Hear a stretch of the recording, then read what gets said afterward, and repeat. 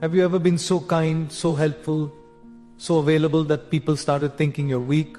Have you ever sacrificed your peace just to keep someone happy only to be taken for granted? Today, I'm not here to tell you to stop being kind. I'm here to tell you, stop being too friendly where it's not valued. Even a tree gives shade, but it does not bend for anyone. You are meant to radiate light, not let others drain it. In this world, we've been told again and again to be kind, to be giving, to spread love. And yes, these are virtues, but somewhere we've misunderstood. Kindness does not mean being a doormat. Friendship does not mean losing your dignity. Too much friendliness, especially with those who do not value your time, your soul, your purpose, can quietly become a trap. The same God who told us to love also gave us the wisdom to discern. We must learn to say no with love, to walk away with grace, and to protect our energy like a sacred temple. Because when your life becomes a marketplace of pleasing others, your inner peace becomes the currency you lose. Today I will share 7 divine lessons, not religious but spiritually rooted truths that will help you live with strength, boundaries, and self-respect. Let's begin. Kindness is a beautiful trait, a divine quality that reflects compassion, empathy, and understanding. But when kindness comes without boundaries, it quietly becomes a form of self-betrayal. It's like pouring water endlessly into a broken cup. No matter how much you give, it keeps leaking away, leaving you empty. In our day-to-day lives, we often wear a smile, offer help, say yes when we want to say no just to keep relationships smooth, to avoid conflict, or to maintain a reputation of being the good one. But deep within a silent storm brews of exhaustion, frustration, and a strange sense of being used. Let's take a simple example. Imagine a person named Aisha. Aisha is the kind of person everyone calls when they're in trouble. Need a ride? Call Aisha. Need help with work at the last minute? Call Aisha. Need someone to listen to your endless emotional drama? Aisha is always there. People praise her for being helpful, for being selfless. And yes, she feels good at first. But over time, something changes. She starts noticing that people only reach out when they need something. No one asks her how she is doing. No one shows up when she needs help. Her phone is full of chats that start with, "Hey, can you do me a favor?" She begins to feel invisible, like her presence only matters when she's useful. This is the danger of kindness without boundaries. Aisha's story is not rare. It's happening in homes, offices, friendships, and families every single day. So many people are silently screaming inside while smiling outside. They have taught others that they will always say yes. And so no one even thinks to ask, "Is this okay for you?" That's not kindness. That's emotional imprisonment masked as generosity. When you say I to others while saying no to yourself, you're not being kind, you're being unfair to your own soul. And the tragedy is the world rarely tells you to stop. Society rewards self-sacrifice even if it costs you your mental peace. You're told that being good means being available. But the truth is, being truly good also means being wise. Wisdom is knowing to give and when to preserve. Wisdom is knowing that your cup must be full before you can pour into others. Think of your life as a mobile phone.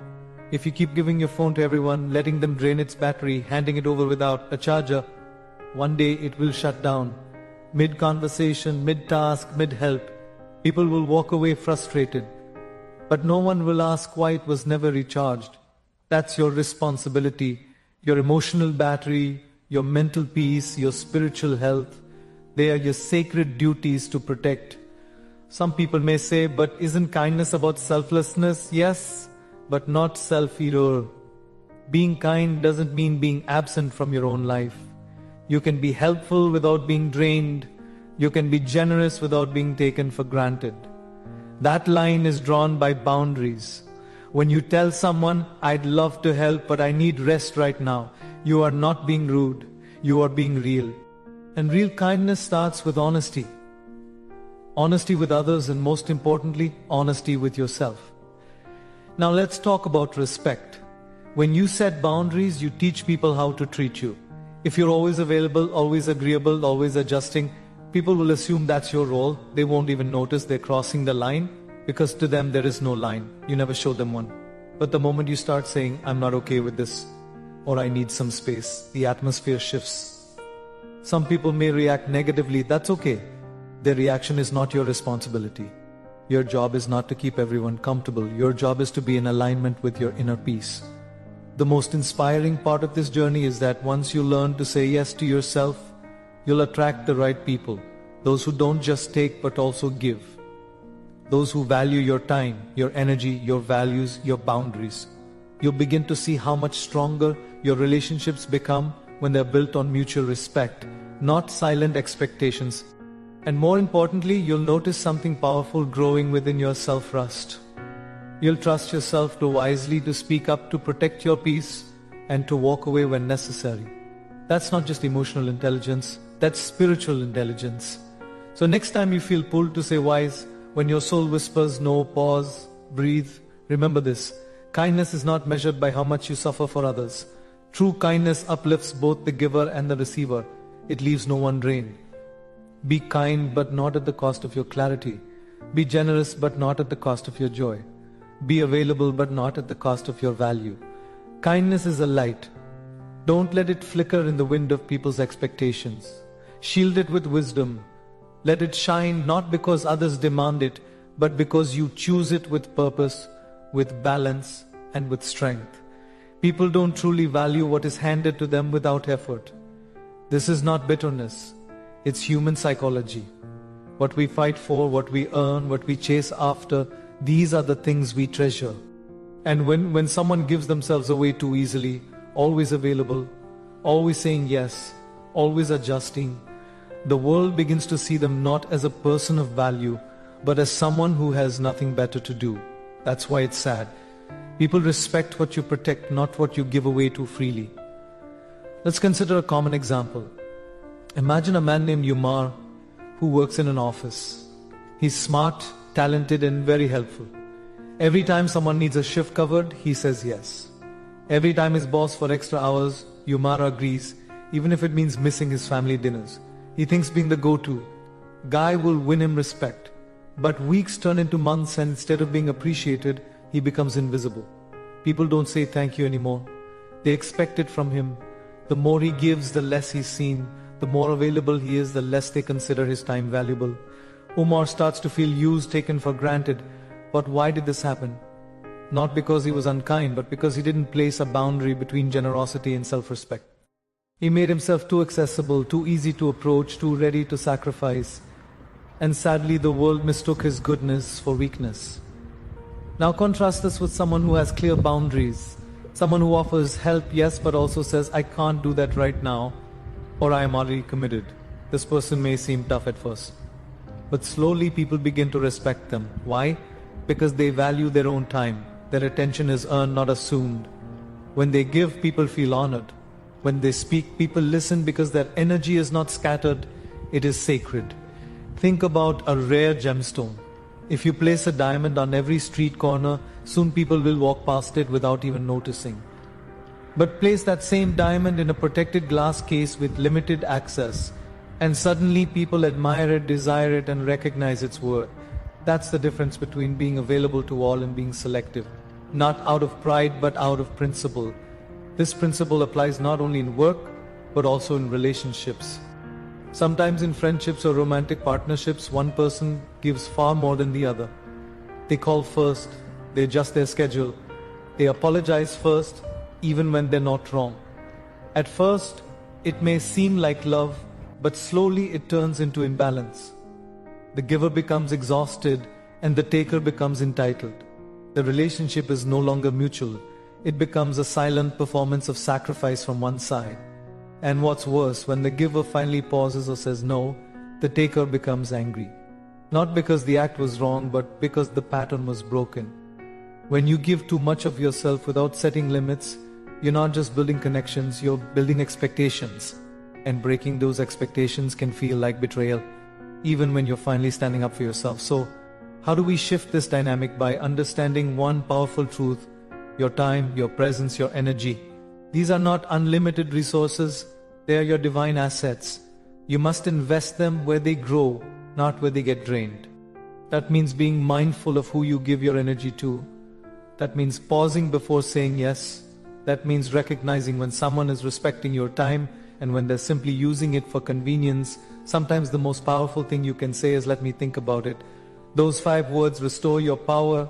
They give you space to assess, to breathe, to reflect. You don't owe instant access to anyone. And those who truly value, you will understand. In fact, let's go deeper. What does God teach us through nature? Even the sun, the source of all light and warmth, rises and sets. It gives light during the day, but it rests at night. It shines, but it also disappears so that it's missed, so that people wait for its return, so that its value is remembered.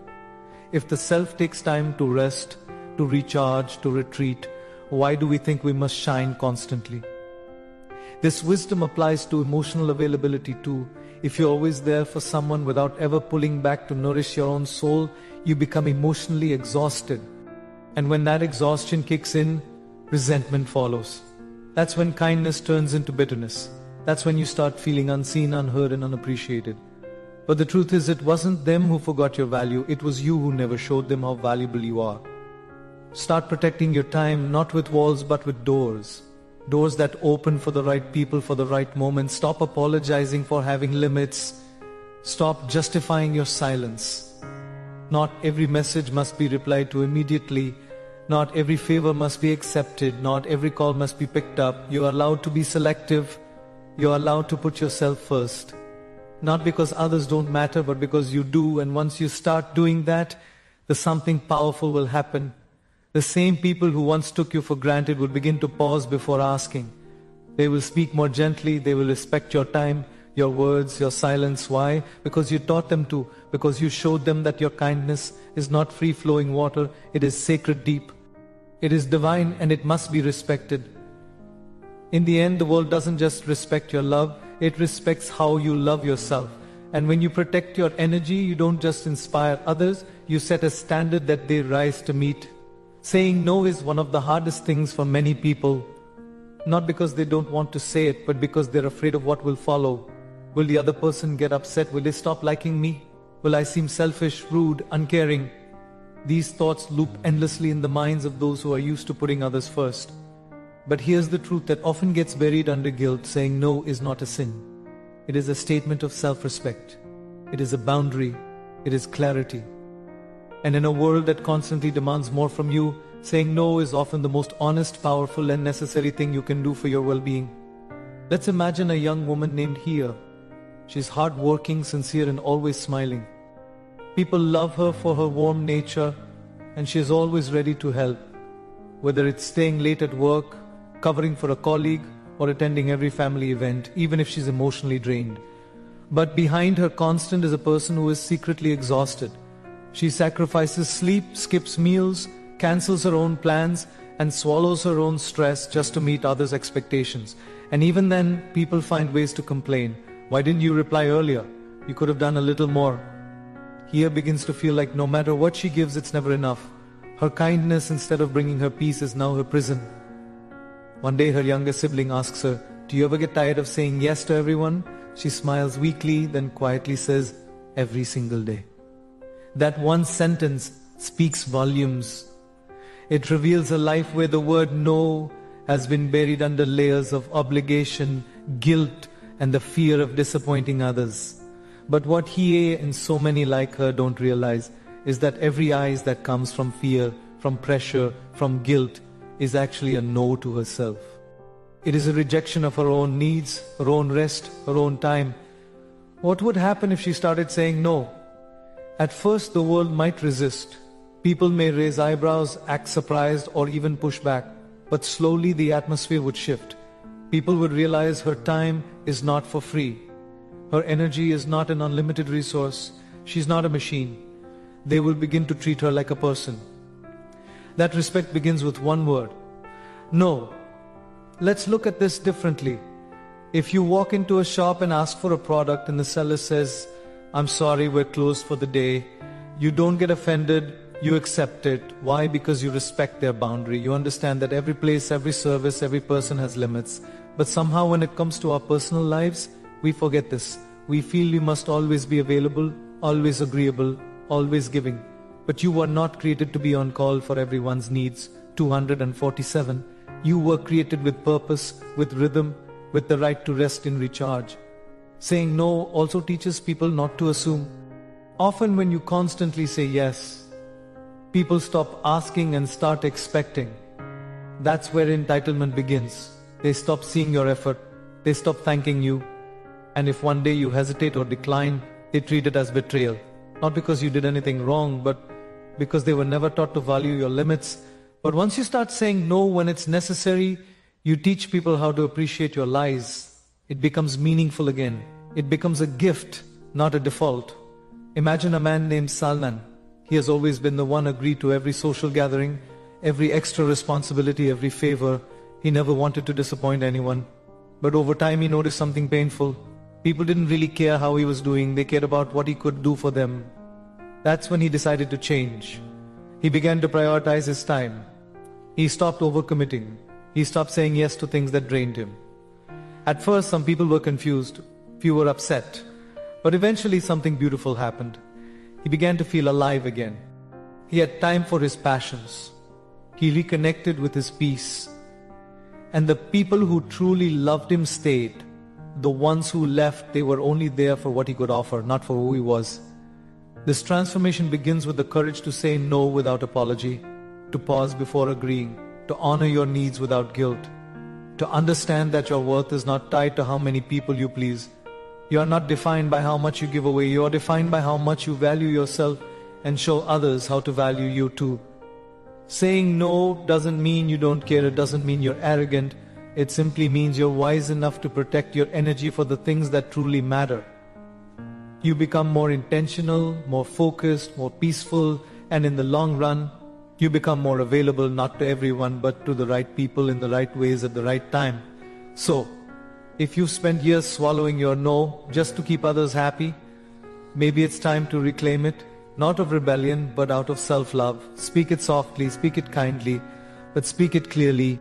Because when you finally learn to say no without guilt, you open the door to a life that says yes to your soul. Not everyone deserves an explanation. It's a truth that sounds bold, even rebelling chose, but it's one of the most freeing and self-empowering realizations